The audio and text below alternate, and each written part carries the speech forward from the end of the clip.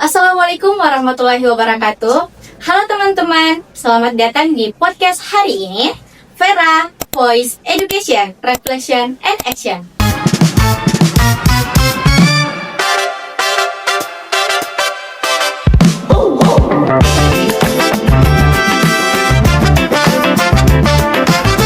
Sebelumnya, perkenalkan nama saya Musdalifah sebagai mahasiswi keperawatan 2024.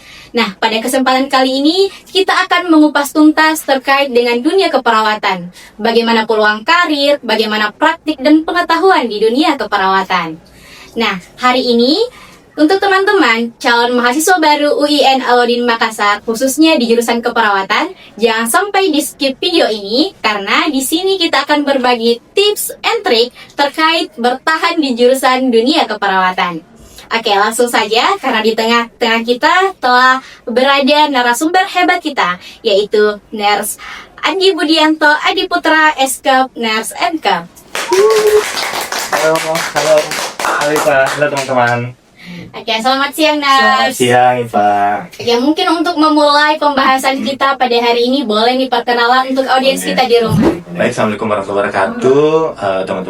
Teman-teman semua, perkenalkan nama saya Andi Budianto Adiputra, akrab disapa Nurse Undi, salah satu dosen di jurusan keperawatan UIN Alauddin Makassar. Kemudian spesialisasi saya di keguadaratan. Selain jadi dosen, juga saya adalah koordinator bidang kemahasiswaan untuk jurusan keperawatan. Itu. Oke. Jadi Nurse sudah berapa tahun di dunia keperawatan? Wah, itu kalau dihitung sudah lama ya, Pak. Awal kuliah itu kalau mau dihitung, taruhlah kuliah kemarin 2005. Jadi kalau bisa dihitung, angkatan pertama untuk jurusan keperawatan di UIN Alauddin Makassar ada saya dan beberapa dosen di dalam di tahun 2005. Kemudian pernah berkarir di rumah sakit, di institusi pendidikan juga di SMK, kemudian ini terakhir di UIN Alauddin Makassar jurusan keperawatan. Oke, teman-teman. Jadi Nurse Undi ini merupakan alumni dari jurusan keperawatan UIN Alauddin Makassar dan sekarang kembali lagi mengabdi di UIN Alauddin Iya. Makassar. Oke, terkait dengan keuntungan di dunia keperawatan, Nurse, bagaimana sih keuntungan kita masuk di dunia keperawatan? Dan biasanya tuh orang menganggap bahwa masuk di dunia keperawatan itu berat, begini dan lain-lain. Nah, mungkin Nurse juga boleh nih berikan tips and trik bagaimana bertahan di jurusan tersebut. Oke, yang pertama, kenapa harus masuk di keperawatan? Nah, itu sebenarnya pertanyaan inti, Pak ya. Kenapa harus masuk di keperawatan? Yang pertama tentu saja, kalau kita lihat peluang kerja di keperawatan sangat tinggi malah.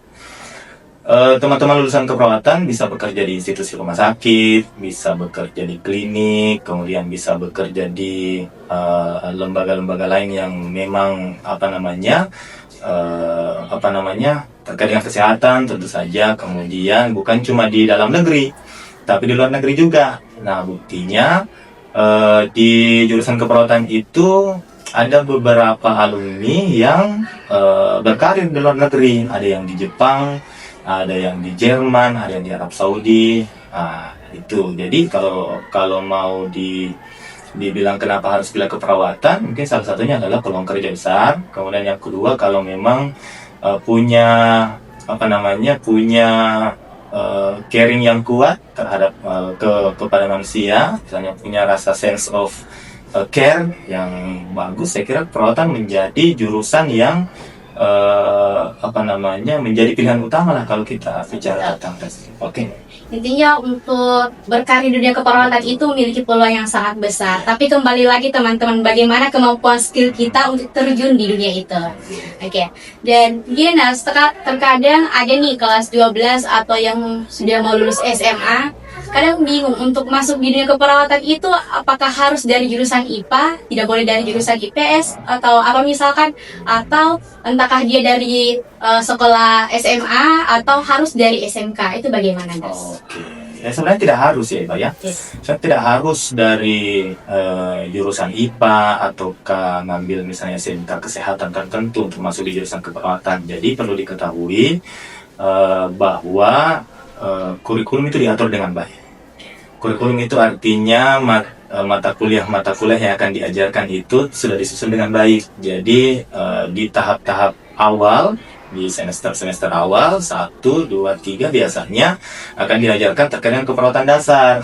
Jadi boleh siapapun sebenarnya, baik itu basicnya bukan di jurusan keperawatan pada saat SMA mungkin, atau jurusan IPA atau jurusan IPS, bisa masuk di awal karena disusun dengan baik.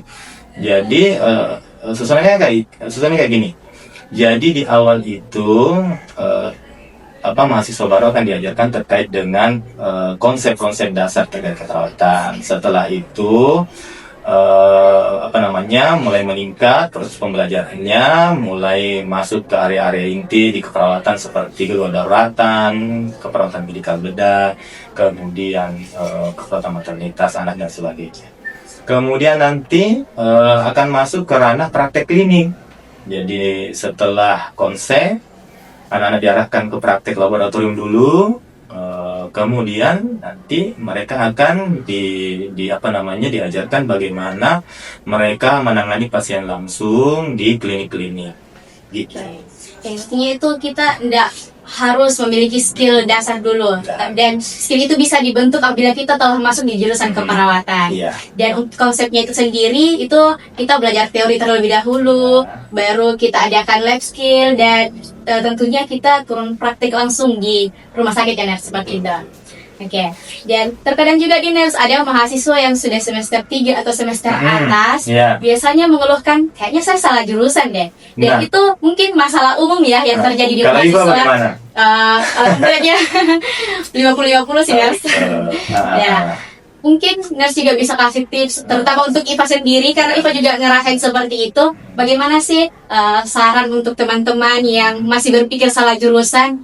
Oke. Nah, yang pertama mungkin diketahui bahwa tentu saja setiap jurusan punya tantangan tersendiri, bukan cuma di perawatan. Di jurusan lain pun punya, di kesehatan masyarakat, di hukum, bahkan di kedokteran dan sebagainya. Pastinya punya tantangan tersendiri ketika berkuliah. Nah, sebenarnya kembali ke diri kita sendiri. Apa visi awal misalnya kita mau berkuliah di keperawatan, kemudian mulai mengatur waktu, mulai belajar skill-skill lagi supaya karena biasanya IPA yang bikin bosan itu adalah kegiatan konvensionalnya, misalnya pagi sudah harus bangun pagi, pergi kuliah, jadi rutinitas itu bikin bosan. Makanya di UIN Alumni Makassar kan ada unit kegiatan mahasiswa. Di keperawatan itu ada himpunan mahasiswa jurusan. Kemudian ada beberapa lembaga-lembaga lain, terutama turunan dari himpunan mahasiswa jurusan. Nah, di situ sebenarnya bisa mengelola kondisi, bisa jadi kebosanan, ataukah misalnya mau tidak lagi menjalani proses di kampusnya, kalau ada muncul keinginan itu, bisa dikelola dengan baik. Stres itu, kemudian emosi itu kita kelola dengan baik di unit kegiatan mahasiswa. Pada dasarnya, kalau boleh jujur, kuliah keperawatan atau kuliah kesehatan sebenarnya berat. Dan itu juga saya alami, Pak, sama dengan IPA, berat. Nah, tapi kalau kita kembali lagi bahwa berkuliah itu yang paling penting adalah prosesnya, untuk menjalani proses supaya nantinya bukan hanya ijazah saja yang nanti kita dapatkan, tapi betul-betul ilmu dan kompetensi yang kita dapatkan di dunia perkuliahan betul-betul bisa diterapkan nantinya di masyarakat. Saya kira seperti itu. Ya, tentunya untuk kuliah jurusan keperawatan itu kita tidak dituntut untuk nggak boleh ambil kegiatan-kegiatan lain. Karena jujur IPA sendiri juga kadang jenuh, kerja askep terus, lab terus, betul. Makanya IPA cari kesibukan nih, aktif di HMJ keperawatan, aktif di volunteer Humas UIN Alumni Makassar. Karena sejujurnya awalnya IPA ini pengennya jurusan komunikasi, tapi karena 1 dan 2 hal makanya pilih di jurusan keperawatan. Dan ternyata alhamdulillahnya dengan lingkungan keperawatan di UIN Alumni Makassar sampai saat ini IPA masih bertahan, dan semoga bisa seperti Ners Undi nantinya. Bisa, semoga, insyaallah. Oke. Dan untuk pengalamannya Ners Undi sebelumnya pas masih mahasiswa, apakah mengambil jurusan organisasi sendiri, dan apakah berpengaruh bagi jurusan atau bagaimana, Ners? Jadi kami buat Terus terang ini kalau bisa cerita ya, kami buat himpunan masa jurusan itu 2006. Jadi 2006 kami buat himpunan masa jurusannya. Untuk ketua pertama itu adalah nurse Dr. Hairul Peskarang, ketua Stikes Ika Makassar. Wakil ketuanya itu saya. Sekretaris itu adalah nurse Nasrullah yang sudah kerja di Papua. Di awal memang kami buat itu sebagai wadah untuk tentu saja bagaimana cara mengelola kreativitas mahasiswa. Betul-betul sebuah keinginan yang baik tentu saja dari teman-teman semua, karena sudah banyak masukan. Kenapa kita sudah 1 tahun kuliah, kenapa kita tidak bikin wadah organisasi? Jadi kita bikin wadah tersebut. Kemudian di momen-momen itu juga kita mulai mengusung BEM untuk fakultas, sehingga wadah untuk mengelola kreativitas mahasiswa bisa berjalan dengan baik. Itu sih sebenarnya pengalaman tersendiri kalau di jurusan keperawatan sih. Dan tentunya untuk masuk di himpunan jurusan itu ada plus tersendirinya untuk kembali ke jurusan. Karena tentang skill public speaking itu kita tidak dapatkan di jurusan, tapi kita dapatkan juga di jurusan, tapi ada nilai plusnya apabila kita aktif di himpunan atau organisasi lainnya tentunya. Jadi sangat tidak berpengaruh ya Ners terkait dengan jurusan. Public speaking memang tidak kita ajarkan ya, jadi perlu diketahui bahwa konsep public speaking kita tidak ajarkan memang di jurusan keperawatan sebagai mata kuliah reguler. Makanya harapan kami di jurusan keperawatan, terutama di bidang kemahasiswaan, adalah teman-teman mahasiswa punya chance, mengambil kesempatan yang besar untuk bergabung di himpunan untuk untuk belajar hal-hal tersebut. Bagaimana caranya berkomunikasi dengan baik, bagaimana caranya menyelesaikan masalah dan sebagainya.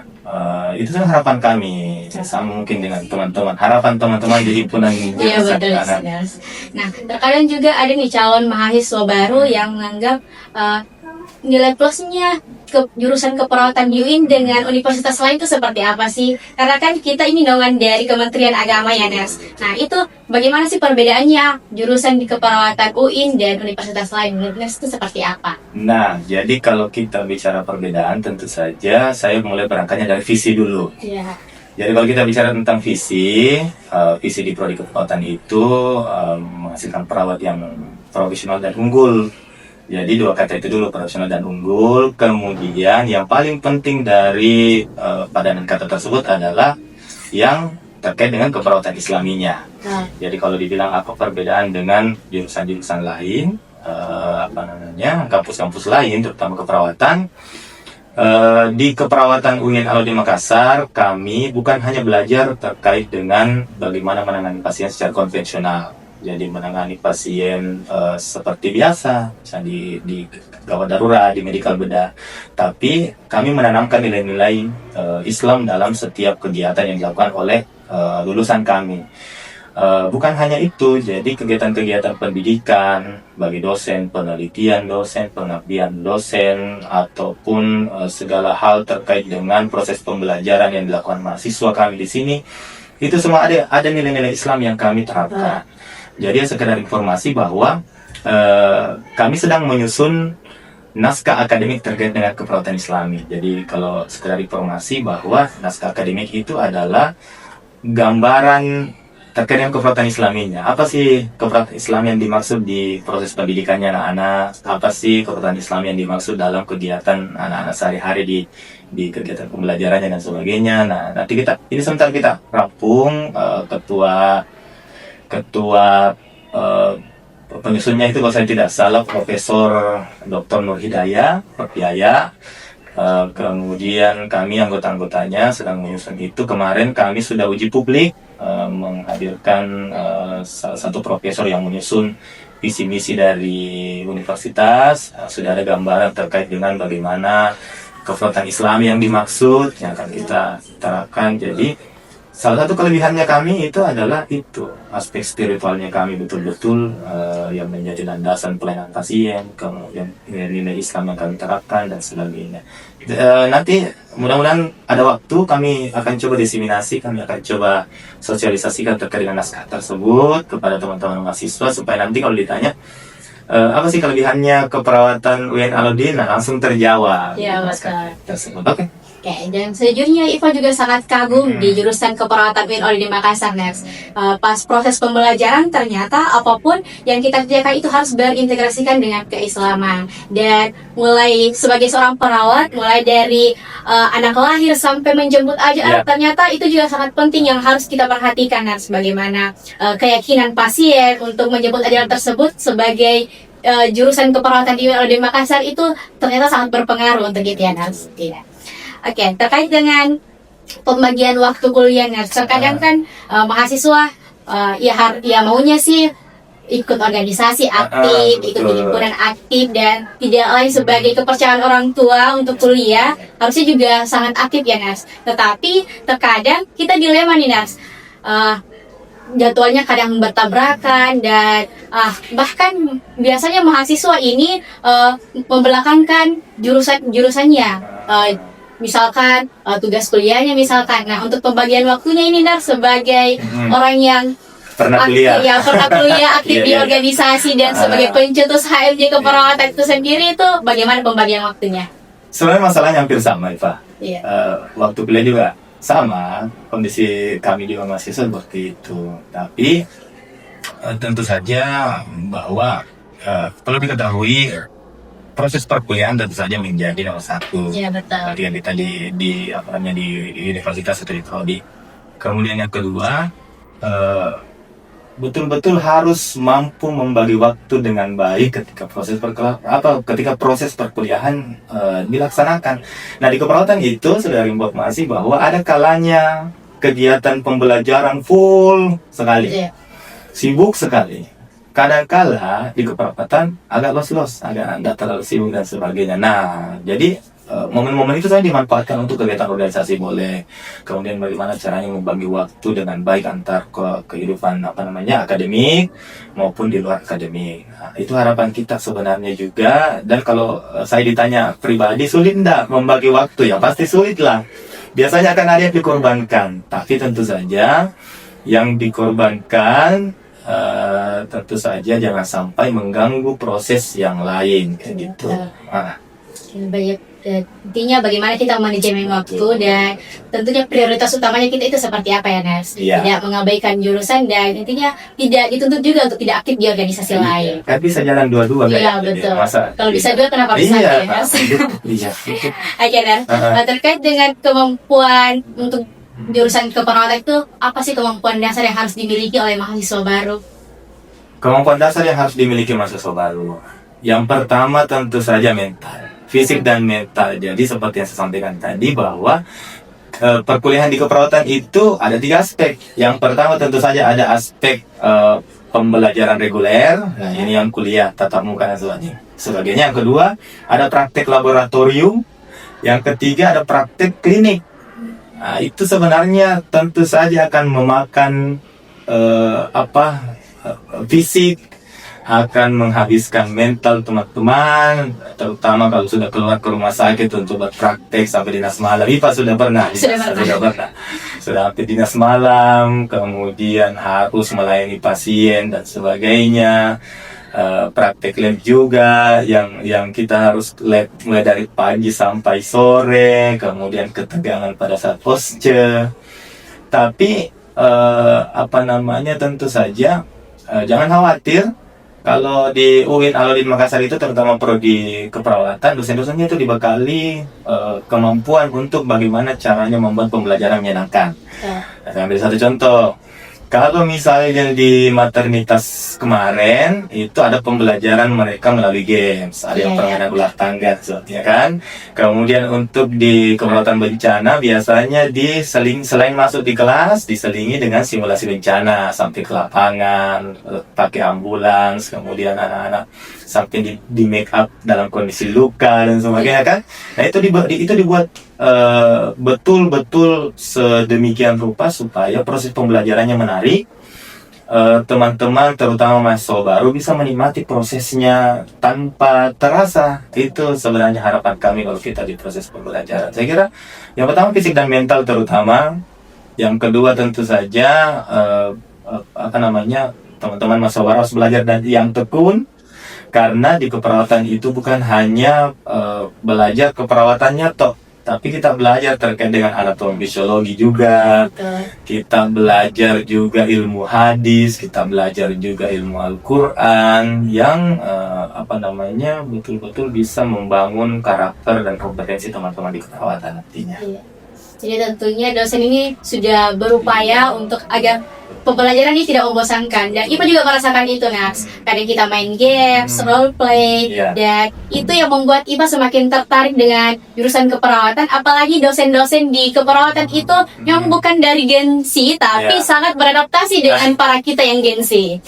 Oke, terkait untuk proses pembelajaran, mungkin tadi setelah dijelaskan, tapi boleh Naks mungkin ditambahkan, mana yang lebih penting ditekankan awal, pemahaman konsep atau keterampilan praktik? Oke, untuk mahasiswa baru ya. Iya, Oke, betul. untuk mahasiswa baru. Jadi di awal, ya seperti saya jelaskan tadi, di awal itu kita setting semua kegiatan proses pembelajaran betul-betul mengarah ke konsep saja. Itu pertama.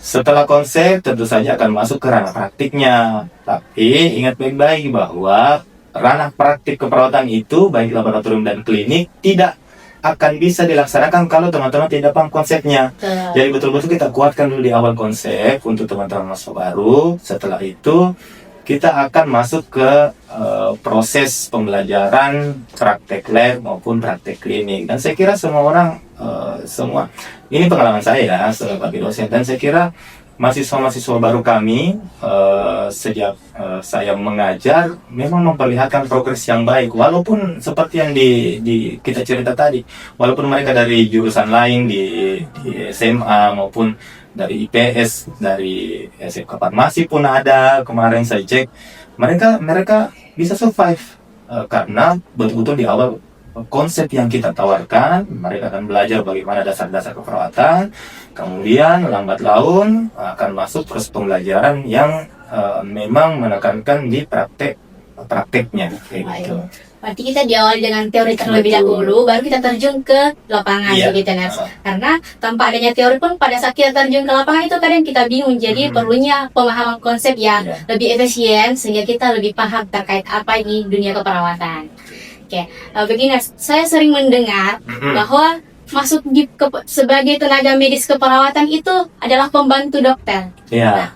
Mendengar hal ini, bagaimana tanggapan Nars? Dan Iya. mungkin bisa memberi saran kepada orang awam terkait dengan pandangan tersebut. Oke, jadi hampir sama ya Pak ya, saya sering dengar itu. Yang perlu dipahami bahwa ini mungkin bagi yang awam ya, Iya, mungkin betul. teman-teman keperawatan sudah paham bagaimana ininya penjelasannya. Yang perlu dipahami bahwa dokter dan perawat itu punya tugas yang berbeda. Betul. Dokter itu menangani diagnosa medis, Iya. namanya. Keperawatan itu menghandle diagnosa keperawatan atau asuhan keperawatan lah. Nah, kalau kita di keperawatan tentu saja kita sebutnya mitra kerja, karena kalau di keperawatan juga kita ajarkan terkait dengan interprofessional collaboration, namanya IPC. Jadi interprofessional collaboration itu adalah materi yang memberikan gambaran bahwa peran perawat ini, peran dokter ini, peran farmasi ini, peran analis kesehatan ini. Jadi kita tidak saling bertabrakan, kita tidak saling mengatakan bahwa saya di atas, saya di bawah, tapi betul-betul sebagai mitra kerja. Kita menghandle asuhan keperawatan, terutama kebutuhan dasar manusia, itu kan ranah keperawatan. Kemudian kalau kedokteran itu menghandle diagnosa medisnya, itu ranah kedokteran. Jadi kedua ini hal yang berbeda, masing-masing punya kerja sendiri. Saya kira tidak ada di atas, tidak ada di bawah. Kami mitra, perawat dan dokter adalah mitra yang baik, dan memang di rumah sakit kami memang sering melaksanakan yang namanya interprofessional collaboration kayak gitu.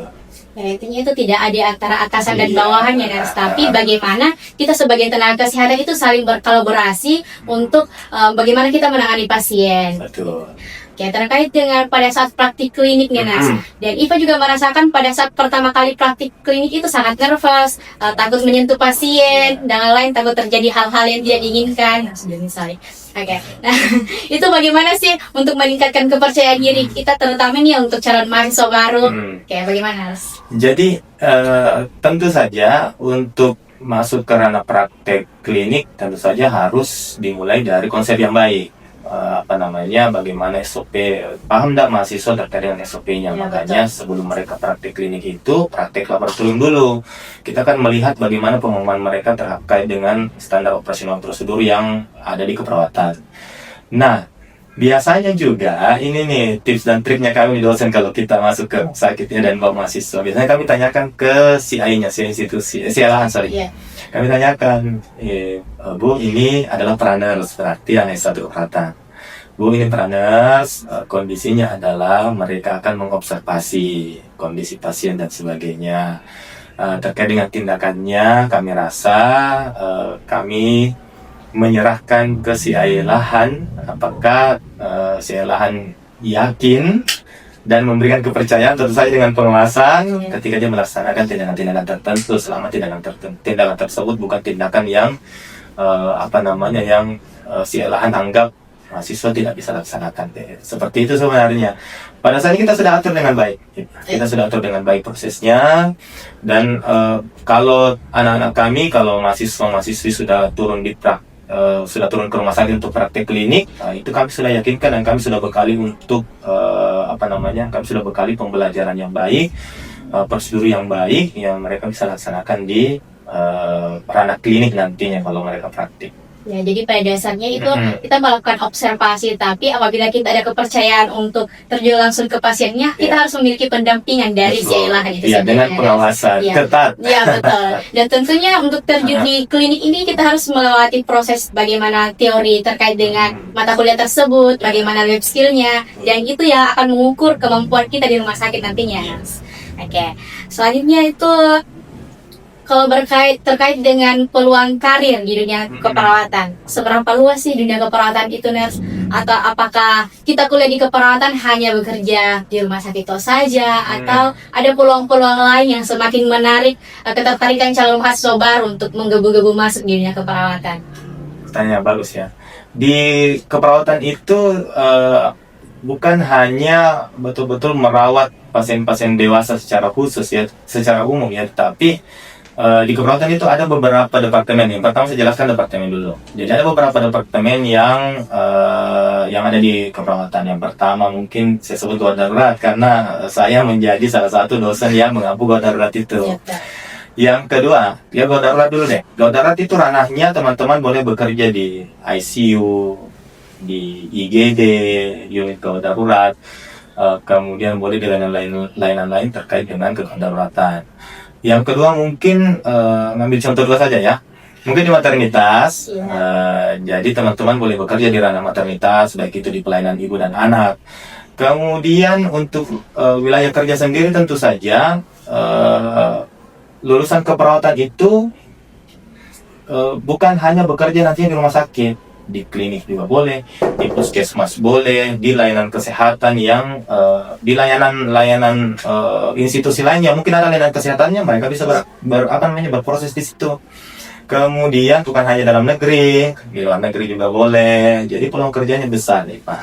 Dan perlu diketahui, kalau saya melihat trennya, lulusan keperawatan itu setiap tahun itu punya penyerapan yang besar. Artinya peluang kerja yang besar setiap tahun, baik itu swasta maupun negeri, itu keperawatan. Misalnya dalam satu institusi dia menerima perawat sampai 20-30 dibanding jurusan lain paling mungkin menerimanya 5 orang, 4 orang, tapi keperawatan banyak. Nah, kenapa kenapa hal tersebut terjadi? Karena betul-betul lulusan keperawatan itu dibutuhkan di segala lini. Dan itu terbukti dari setiap tahun dibukalah misalnya rekrutmen perawat yang banyak, dan lulusan keperawatan kami terutama di UIN Alauddin itu serapannya besar. Jadi lulusan senior IPA di keperawatan UIN itu setelah lulus itu waktu tunggu kerjanya tidak lama, paling lama itu paling 1 bulanan. Apalagi sudah di rumah sakitnya juga sekarang. Betul. Apalagi sudah ada rumah sakitnya kita. Jadi teman-teman yang yang mau mendaftar di UIN Alauddin Makassar, terutama jurusan keperawatan, kita ada rumah sakit di Jalan Alauddin. Iya. Nah, itu bisa menjadi salah satu nilai plus untuk masuk di jurusan keperawatan UIN. Iya, ini tidak hanya di rumah sakit saja, tapi karena kesehatan itu mencangkup lingkungan yang sangat luas, sangat dibutuhkan. Jadi dimanapun diperlukan tenaga kesehatan. Iya. Ya, oke ini Nars terakhir. Nah, bagaimana sih tanggapan Nars atau saran untuk calon mahasiswa baru di UIN Alauddin Makassar?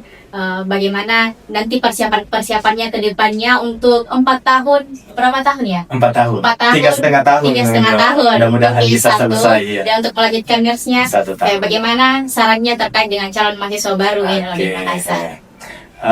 Calon mahasiswa baru di UIN Alauddin Makassar, yang pertama tentu saja kami dari Prodi Keperawatan mengundang teman-teman dari SMA, SMK sederajat untuk bergabung bersama kami dari jurusan manapun di SMA, SMK-nya, silakan bergabung bersama kami di jurusan keperawatan.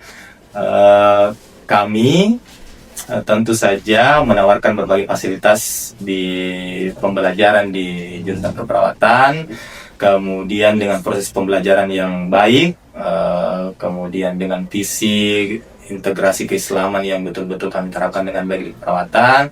Kemudian tentu saja di jurusan keperawatan sendiri teman-teman akan dibentuk dengan baik, akan dibina dengan baik.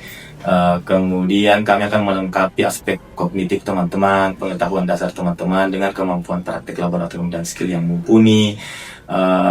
Teman-teman sisa mempersiapkan tentu saja fisik, ya kan, dan mental teman-teman.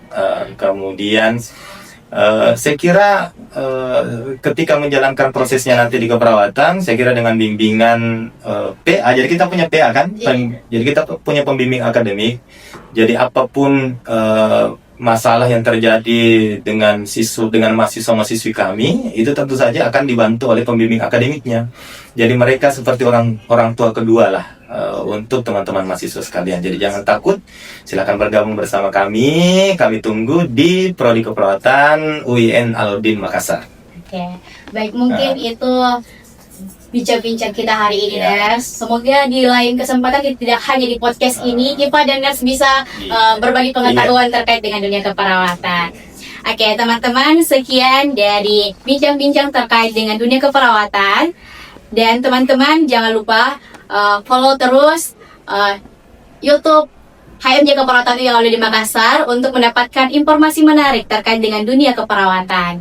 Intinya, kita tunggu teman-teman di UIN Alauddin Makassar. Ya. Vera, Voice Education, Prevention, and Action. Sekian teman-teman, sampai jumpa di podcast selanjutnya. Bye-bye!